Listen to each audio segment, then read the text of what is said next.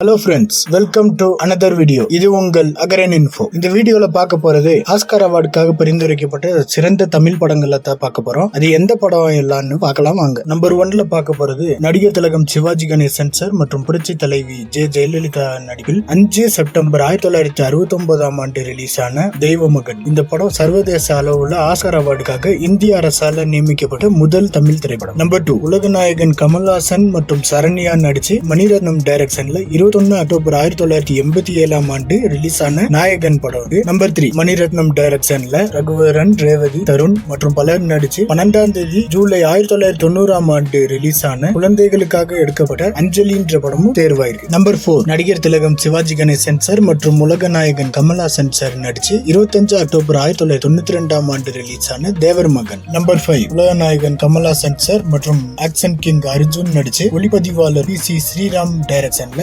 23 October 1995 ஆண்டு release ஆன குருதி புனல். நம்பர் 6 உலகநாயகன் கமல்ஹாசன் சார் டபுள் ரோல் பண்ணி சங்கர் சார் டைரக்ஷன்ல 23 ஆகஸ்ட் 1996 ஆண்டு ரிலீஸ் ஆன Indian. Number 7 top star Prashanth மற்றும் ஐஸ்வர்யா ராய் நடிச்சு சங்கர் சார் டைரக்ஷன்ல 24 ஏப்ரல் 1998 ரிலீஸ் ஆன ஜீன்ஸ். நம்பர் 8 உலகநாயகன் கமல்ஹாசன் சார் மற்றும் ஷாருக் கான் இணைந்து நடிச்சு 18 பிப்ரவரி 2000 ரிலீஸ் ஆன ஹேராம். நம்பர் 9 அட்டகத்தி தினேஷ், சமுத்திரக்கனி மற்றும் பலரின் யதார்த்தமான நடிகள் உண்மை கதையை மையமாக வைத்து எடுக்கப்பட்டு 5 பிப்ரவரி 2016 ஆண்டு வெளியான விசாரணை. நம்பர் 10 ஆக்டர் மற்றும் டைரக்டர் ரா பார்த்திபன் அவர்களின் வித்தியாசமான திரைக்கதையில் உருவாகி 20 செப்டம்பர் 2019 ஆண்டு ரிலீஸ் ஆன ஒத்த சிறுப்பு. நம்பர் 11 நம்ம கடைசியா பார்க்க போறது நடிப்பின் நாயகன் சூர்யா அவர்களின் நடிப்பில் டிஜே ஞானவேல் இயக்கத்தில் 2 நவம்பர் 2021 ஆண்டு OTT-யில் ரிலீஸ் ஆன ஜெய் பீம். நான் சொன்ன தகவல்கள் உங்களுக்கு பிடிச்சிருந்துச்சுன்னா லைக் பண்ணுங்க, உங்க ஃப்ரெண்ட்ஸுக்கு ஷேர் பண்ணி விடுங்க, கூடவே சேர்த்து சப்ஸ்கிரைபும் பண்ணிக்கோங்க. தேங்க்யூ ஃபார் வாட்சிங்.